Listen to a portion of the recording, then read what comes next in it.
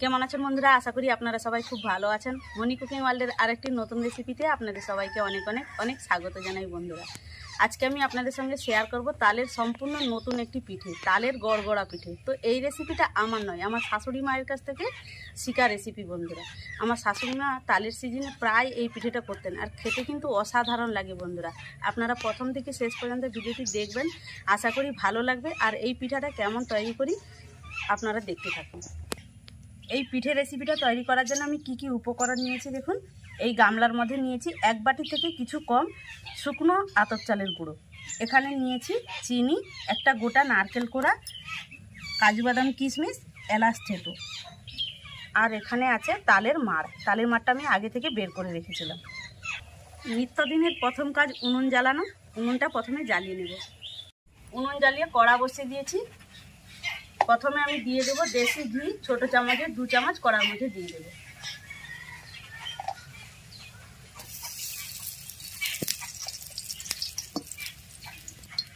ঘিয়ের উপরে দিয়ে দেবো চাল গুঁড়ো, হালকা করে ভেজে নেব।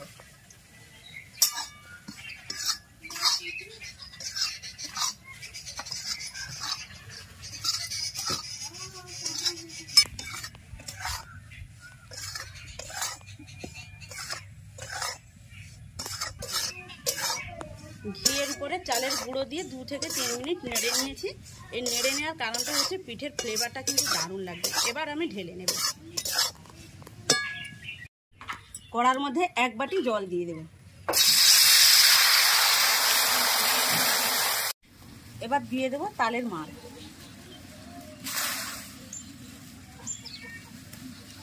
এবার দিয়ে দেব নারকেল কোড়া,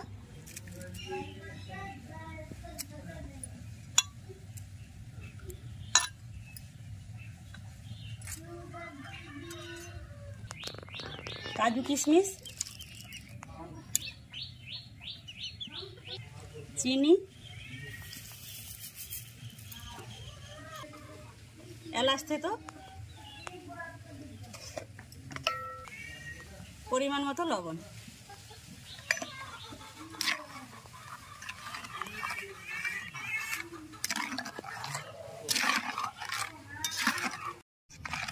এটা ফুটতে থাকুক, এর ফাঁকে আমি ভেজে রাখা চালের গুঁড়ো চালিয়ে নেব।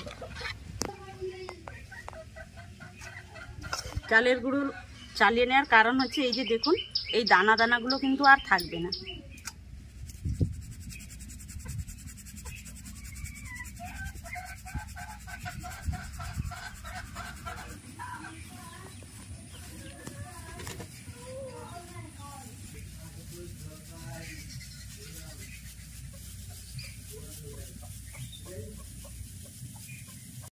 আটা চালিয়ে নিয়েছি, আর দেখুন আটাটা দেখুন একটুও কিন্তু দানা নেই। আর এদিকে দেখুন এটাও কিন্তু ফুটে গিয়েছে। এবার আটা দিয়ে একটা খামির তৈরি করে নেব।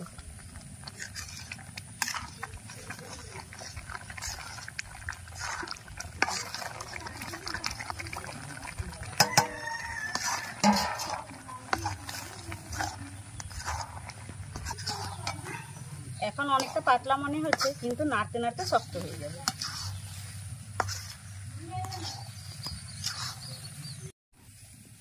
দেখুন বন্ধুরা, নাড়তে নাড়তে কিন্তু অনেকটা শক্ত হয়ে গেছে, খামির তৈরি হয়ে গেছে। এবার ঢেলে নেব।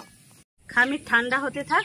পিঠে ভাপানোর জন্য উনুনের মধ্যে মাটির হাঁড়িতে জল বসিয়ে দিচ্ছি।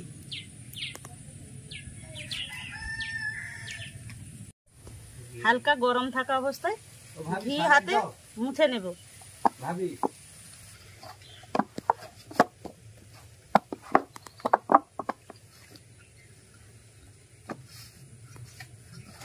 হালকা গরম থাকা অবস্থায় মুছে নিয়ে একটা ডোর শেপ দিয়ে দিয়েছি। এখান থেকে লেচি কেটে পিঠের শেপ দিয়ে দেবো। এবার হাতের তালুর মধ্যে এইভাবে গোল গোল করে নেব।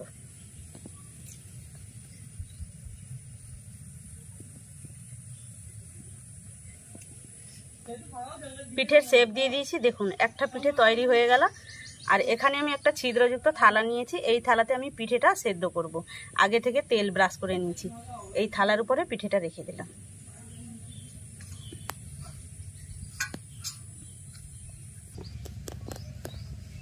আর একটা পিঠে তৈরি করে নিয়েছি। এইভাবে আমি সমস্ত পিঠে তৈরি করে আপনাদের দেখাচ্ছি। সবগুলো পিঠে আমার বানানো হয়ে গেছে। আর দেখুন বন্ধুরা কত সুন্দর লাগছে পিঠেগুলো। হাঁড়িতে যে আগে থেকে জল দিয়েছিলাম, জলটা কিন্তু ফুটে গিয়েছে। এবার পিঠের থালা হাঁড়ির উপরে বসিয়ে দেব। ঢাকনা দিয়ে দেব। বন্ধুরা পিঠে সেদ্ধ করতে বসিয়ে দিয়ে দুটো ছেলেকে স্কুলে পাঠিয়ে দিয়ে আবার রান্নাঘরে চলে এসেছি। পিঠে সেদ্ধ হয়ে গেছে, আপনাদের দেখাচ্ছি। আর এই বর্ষাকালে আজকে রোদটা দেখুন কি পরিমাণ রোদ উঠেছে। আর সকাল 7টার সময় এসেছি রান্নাঘরে, এখন বাজে 10:30। পিঠেটা এবার আমি আপনাদের দেখাচ্ছি।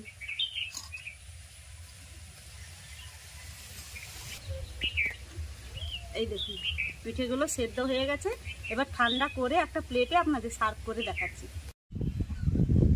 পিঠেগুলো ঠান্ডা করে একটা প্লেটে সার্ভ করে আপনাদের দেখালাম। দেখুন আমরা পিঠেগুলো কত সুন্দর হয়েছে। আর উপরে একটু পেস্তা বাদামের কুচি দিয়ে দিয়েছি। আর পিঠেটা ভেতর থেকেও দেখাচ্ছি কেমন হয়েছে। আর এই পিঠেগুলো কিন্তু খেতে কিন্তু অসাধারণ লাগে বন্ধুরা। আমার শাশুড়ির রেসিপি আপনাদের সঙ্গে শেয়ার করলাম। আপনারা একবার বাড়িতে বানিয়ে আমাকে কমেন্ট করে বলবেন কেমন হয়েছে।